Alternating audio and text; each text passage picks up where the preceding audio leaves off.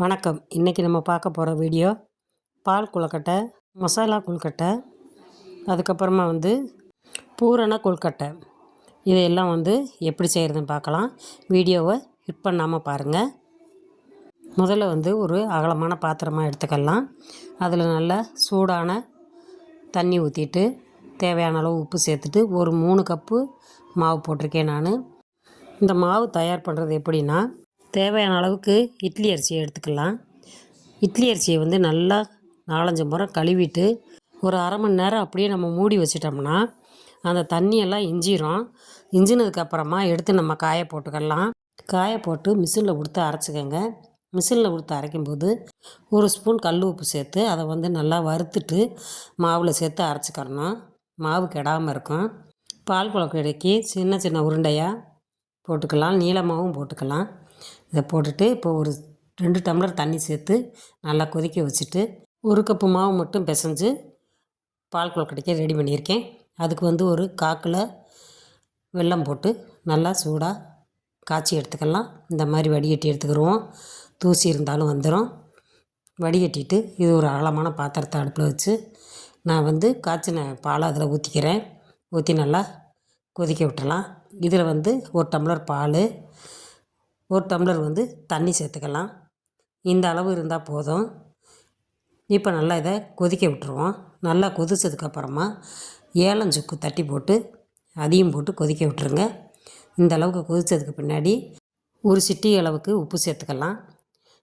இப்போ அதையும் கொதிக்க விட்டுட்டு இப்போ நம்ம உருட்டி வச்சுருக்க மாவு எல்லாத்தையுமே பாவில் போட்டுருவோம். இதையும் நல்லா சேர்த்து கொதிக்க விட்டுருங்க.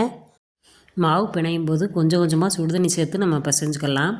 பிசைஞ்சிட்டு அதில் கொஞ்சம் நல்லெண்ணெய் சேர்த்து பிசையும் போது நல்லா மாவு சாஃப்டாகவும் இருக்கும். நீங்கள் அந்த மாதிரி பிசைஞ்சுக்கோங்க.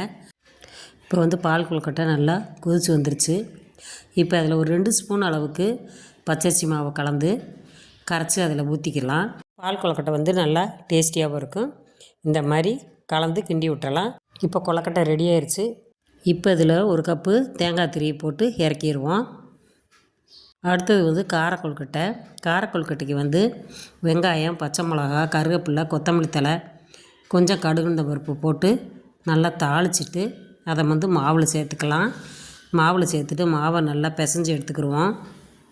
எங்கள் வீட்டில் பேர பிள்ளையெல்லாம் ஊர்லேருந்து வந்திருக்குறாங்க. ஒருத்தர் பால் கொழுக்கட்டை, ஒருத்தர் கார கொழுக்கட்டை, எங்களுக்கு இதான் வேணும் அப்படின்னு கேட்குறதுனால நான் இந்த மாதிரி செஞ்சுருக்கேன்.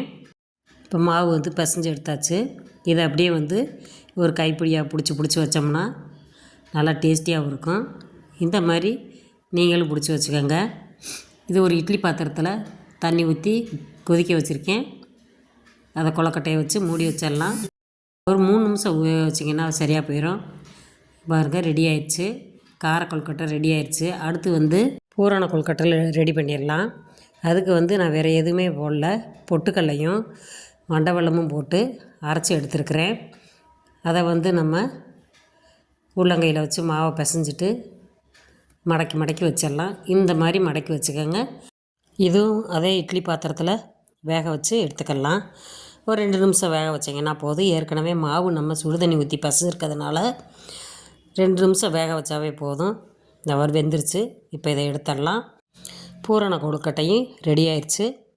ஒரே மாவில் 3 விதமான கொழுக்கட்டை ரெடி ஆயிடுச்சு. இப்போ இதை நம்ம பிள்ளைகளுக்கு எடுத்து கொடுத்தோம்னா அதுகளும் நல்லா விருப்பப்பட்டு சாப்பிடுவாங்க. இதே மாதிரி நீங்களும் உங்கள் வீட்டில் செஞ்சு பாருங்கள். இதே மாதிரி நீங்களும் கொழுக்கட்டை செஞ்சு உங்கள் குழந்தைகளுக்கு கொடுத்து பாருங்கள்.